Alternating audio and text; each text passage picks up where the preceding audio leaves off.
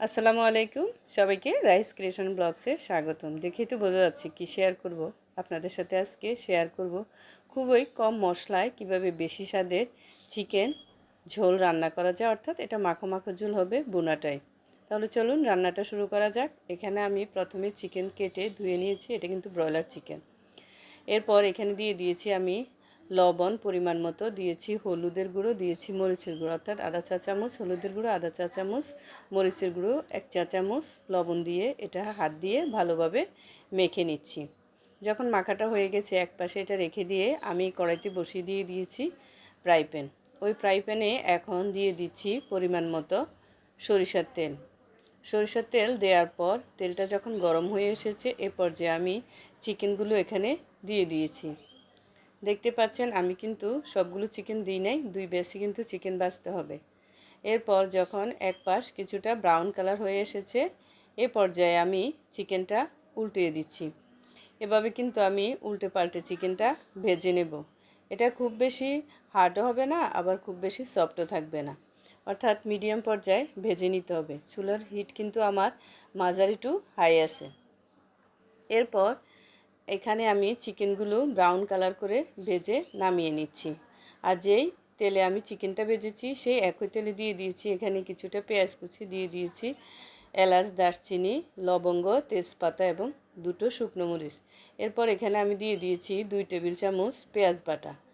এরপর দিয়ে দিচ্ছি এখানে 1 টেবিল চামচ রসুন বাটা, আধা টেবিল চামচ আদা বাটা, দিয়ে দিয়েছি 1 চামচ লবণ। এরপর মশলাটা ভালোভাবে ভেজে নিয়েছি। নেওয়ার পর এখানে দিয়ে দিয়েছি আমি হলুদের গুঁড়ো 1 টেবিল চামচ, মরিচের গুঁড়ো 1 টেবিল চামচের চেয়ে একটু বেশি হবে। তারপর দেওয়ার পর এখানে দিয়ে দিচ্ছি আমি ফ্রোজেন করা টমেটোটা এখন এই মশলার সাথে ভালোভাবে কিন্তু গলিয়ে নিব, কারণ এই টমেটোটা দিলে মাংসের কালারটা সুন্দর হবে। এরপর এখানে দিয়ে দিয়েছি আমি আমার ঘরে বানানো মশলা, অর্থাৎ মাংসের মশলা। এটা দেওয়ার পর এখন এটা ভালোভাবে একটু নেড়ে ভেজে নিয়ে তারপর এখানে দিয়ে দিয়েছি কিছুটা টক দই দিলে চিকেনের স্বাদটা অনেক বেড়ে যায়, আর ব্রয়লার চিকেন থেকে যে স্মেলটা বের হয় সেটাও কিন্তু বের হবে না। তারপর মশলাটা ভালোভাবে ভুনো ভুনো করে ভেজে নিচ্ছি, কারণ মশলা কষানোর উপর কিন্তু চিকেনের টেস্টটা অনেক গুণ বেড়ে যায়, এটা আমরা সবাই জানি।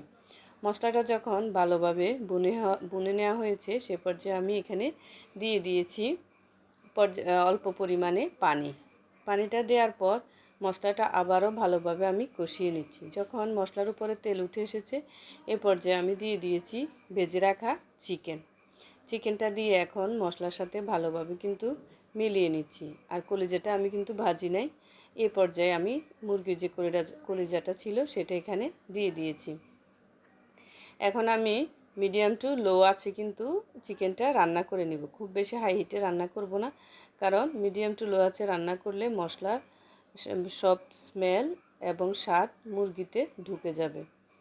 এ পর্যায়ে দেখতেই পাচ্ছেন কি পরিমাণ আগুন আছে, এটা উঠা দেখলেই কিন্তু বুঝতে পারবেন। এরপর চিকেনটা ভালোভাবে মশলার সাথে মিলিয়ে নিচ্ছি, আবারও নিচ্ছি, কারণ এই আমার যে কষানোটা এটার উপরে চিকেনের স্বাদ বাড়বে।